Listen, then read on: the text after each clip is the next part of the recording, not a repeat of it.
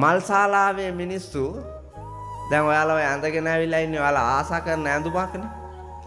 ඔහොමම මරුණොත් දැන් ඔතන මල් ශාලාවට ගිහින් දාපුවාම ඔය ඇඳුම ගලවලා විසික් කරනවා මල් ශාලාවේ අය. ගලවලා විසික් කළා ඔබ අකමැතිම ඇඳුම අඳිනවා. මිනියට අඳින ඇඳුම තව ගත්තේ නෑනේ ඔයාලා. ගත්තේ නෑ ගන්නෙත් නෑ මන් දන්නවා.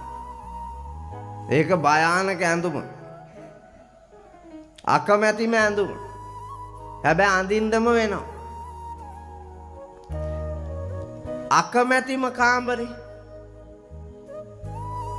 බුදියන්න වෙනවා.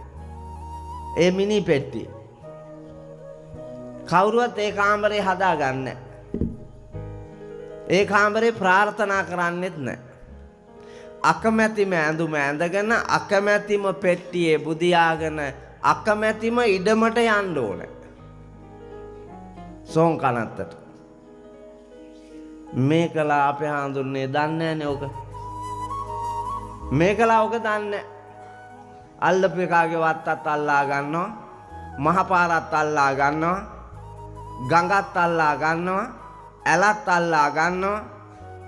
ඔක්කොම සතාට සිව්පාවාට නිදහසේ ජීවත් වෙන්න තිබ්බේවා. අසල්වැසියාට නිදහසේ ජීවත් වෙන්න තිබ්බේවා. මගතොට යන මිනිහාට යන්න මහ මග තිබිච්ච ඒවා ඔක්කොම මට ඒවා මගේ කියලා අල්ලාගෙන පොළොව මහීකාන්තාව hina වෙනවලු මේ ගොම් මිනිස්සු දිහා බලාගෙන. ඇයි හැම වෙලාවෙම මහ පොළොව මගේ කියලානේ කියන්නේ.